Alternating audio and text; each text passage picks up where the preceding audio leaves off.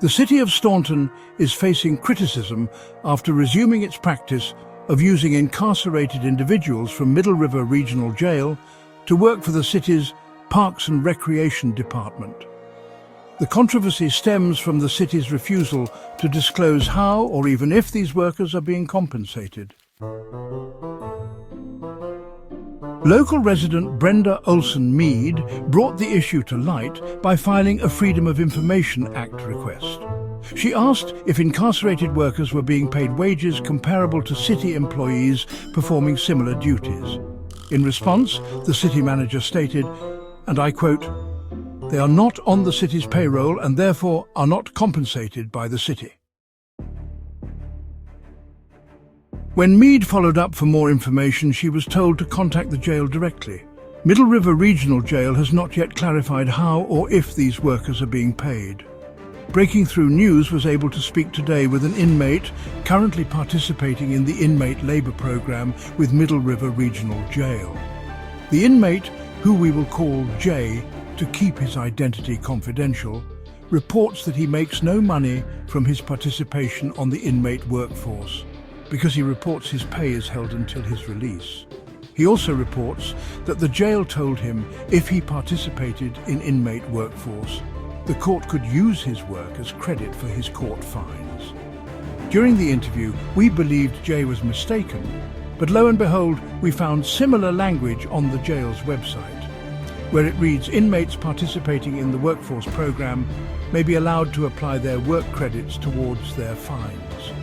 This oftentimes enables the inmate to have their driver's licenses reinstated upon release from the jail.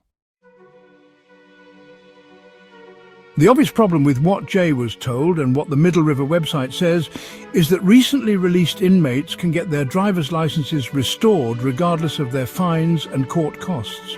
The presence of that language on the jail's website makes it clear that Jay's reports are likely accurate, which means these inmates may be being paid a hollow and empty promise, and that critics say is exploitation.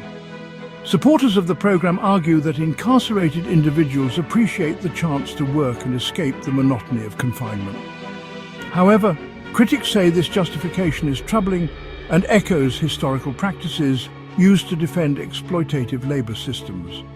During slavery in the United States, plantation owners claimed enslaved people were better off in bondage because they were provided food, shelter, and purpose.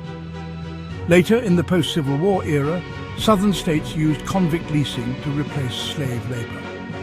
African Americans, often arrested on questionable charges, were leased to private companies for grueling work under inhumane conditions. Proponents argued this system gave convicts valuable work experience.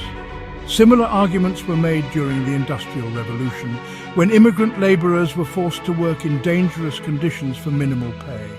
Employers often insisted that workers were grateful for any opportunity, ignoring the exploitation and harm they endured. Critics of Staunton's inmate labour programme argue that these same flawed justifications are being used today. They worry that incarcerated individuals with few other options may feel coerced into participating in a system that pays them little to nothing for their labour. Residents have expressed concern that the city's refusal to release details about the programme makes it difficult to assess whether the arrangement is fair or ethical.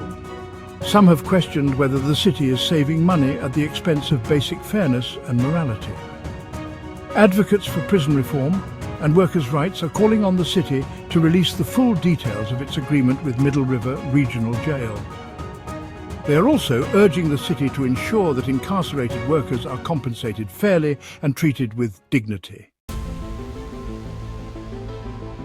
The parallels to exploitative labour practices of the past serve as a stark reminder of what can happen without transparency and accountability.